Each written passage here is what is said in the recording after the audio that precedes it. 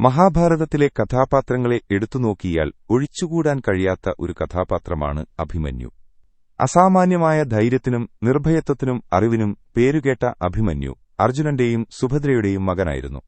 ഭഗവാൻ കൃഷ്ണന്റെ അനന്തരവനായിരുന്ന അദ്ദേഹം മത്സ്യരാജ്യത്തിലെ രാജകുമാരിയായ ഉത്തരയെയാണ് വിവാഹം കഴിച്ചത്.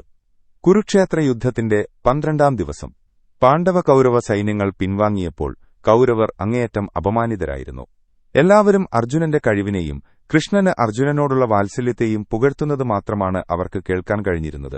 ഇതൊക്കെ കേട്ട് പ്രകോപിതരായിരുന്ന ദുര്യോധനനെയും സംഘത്തെയും ദ്രോണാചാര്യൻ ആശ്വസിപ്പിച്ചു.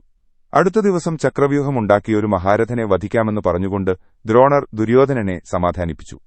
എന്നാൽ അർജുനൻ അറിയാത്തതായും യുദ്ധത്തിൽ നേടാനാകാത്തതുമായി ഒന്നുമില്ലാത്തതിനാൽ അദ്ദേഹത്തെ യുദ്ധത്തിൽ നിന്ന് മാറ്റി നിർത്തുവാനായി എന്തെങ്കിലും മാർഗ്ഗങ്ങൾ ആവിഷ്കരിക്കണമെന്ന് ദ്രോണർ ദുര്യോധനനോട് ഉപദേശിച്ചു. അതിനാൽ അർജുനനെ സംശപ്തകരെ നേരിടാൻ വഴി തിരിച്ചുവിട്ടു. തുടർന്ന് ദ്രോണർ ചക്രവ്യൂഹം സൃഷ്ടിച്ചു.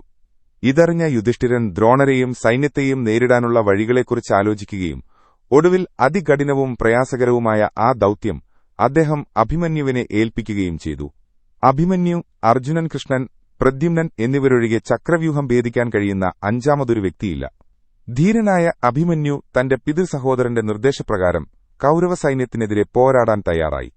പക്ഷേ ചക്രവ്യൂഹം ഭേദിച്ച് അകത്തു കയറാൻ മാത്രമേ തനിക്കറിയൂ, പുറത്തേക്കുള്ള വഴിയറിയില്ലെന്നും അറിയിച്ചു.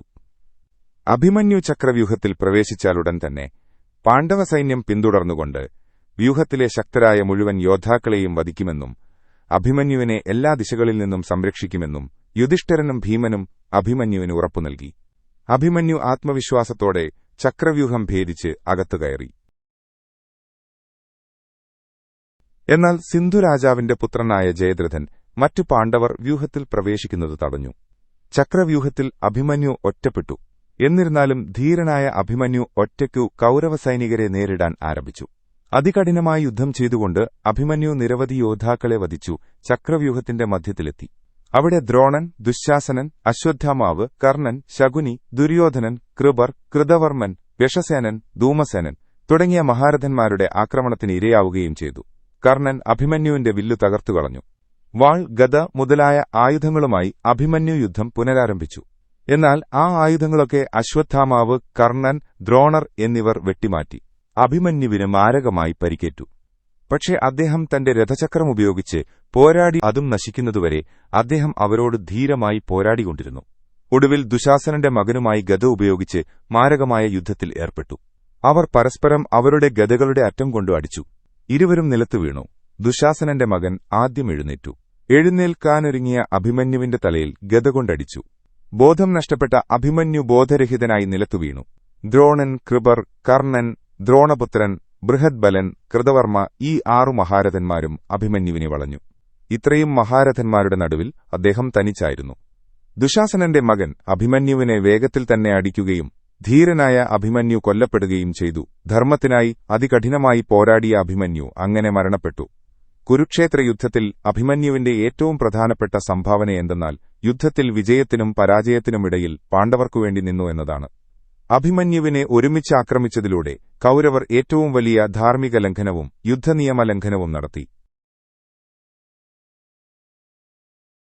അടുത്ത ദിവസം പാണ്ഡവസൈന്യം തിരിച്ചടിക്കുകയും കൌരവസൈന്യത്തിൽ നാശം സൃഷ്ടിക്കുകയും ചെയ്തു. ഇത് യുദ്ധത്തെ പാണ്ഡവസൈന്യത്തിന് അനുകൂലമാക്കി മാറ്റി. ചക്രവ്യൂഹം ഭേദിക്കാൻ പുറപ്പെട്ട നിമിഷം തന്നെ തന്റെ മരണം ഉറപ്പാണെന്ന് അഭിമന്യുവിന് അറിയാമായിരുന്നു. പക്ഷേ അവന്റെ ആത്മവിശ്വാസവും ധൈര്യവും പ്രതിബദ്ധതയും അത്രമേൽ ശക്തമായിരുന്നു. അവൻ പോരാടിയ യോദ്ധാക്കൾ അവനേക്കാൾ പരിചയസമ്പന്നരായിരുന്നു. തന്റെ പ്രായത്തിനും പരിശീലനത്തിനും മേലുള്ള ധൈര്യവും വീര്യവും അഭിമന്യു പ്രകടിപ്പിച്ചു. എന്തായിരുന്നു അഭിമന്യുവിനുള്ള പ്രചോദനം? താൻ ഒറ്റയ്ക്കാണെന്ന ചിന്ത അവനെ തളർത്തിയില്ല. മറിച്ച് വലിയൊരു ലക്ഷ്യത്തിലേക്കു ചെന്നെത്താൻ സ്വയം ജീവത്യാഗം ചെയ്യാൻ യാതൊരു മടിയും തോന്നിയുമില്ല. എങ്കിലും ഇപ്പോൾ പലരുടെയും വീരകഥകൾക്കു മുൻപിൽ അഭിമന്യുവിന് സ്ഥാനമില്ലാതാകുന്നു. ചന്ദനത്തിരിയുടെ ഉദാഹരണമാണ് അഭിമന്യുവിന്റെ ജീവിതത്തോട് കൂടുതൽ ചേർന്നു നിൽക്കുന്നത്. ചന്ദനത്തിരി സ്വയം കത്തിയില്ലാതായി ചുറ്റും സുഗന്ധം പരത്തുന്നു. അതുപോലെ അഭിമന്യുവിന്റെ ജീവത്യാഗം ധർമ്മയുദ്ധം ജയിക്കാനുള്ള ഏറ്റവും വലിയ വഴിത്തിരിവായി മാറുകയും ചെയ്തു. ധർമ്മത്തിനുവേണ്ടി തലയുയർത്തി നിൽക്കുക എന്നതു നമ്മുടെ പ്രധാന കടമയും ഉത്തരവാദിത്തവുമാണെന്ന് അഭിമന്യുവിന്റെ ജീവിതം നമ്മെ ഓർമ്മിപ്പിക്കുന്നു.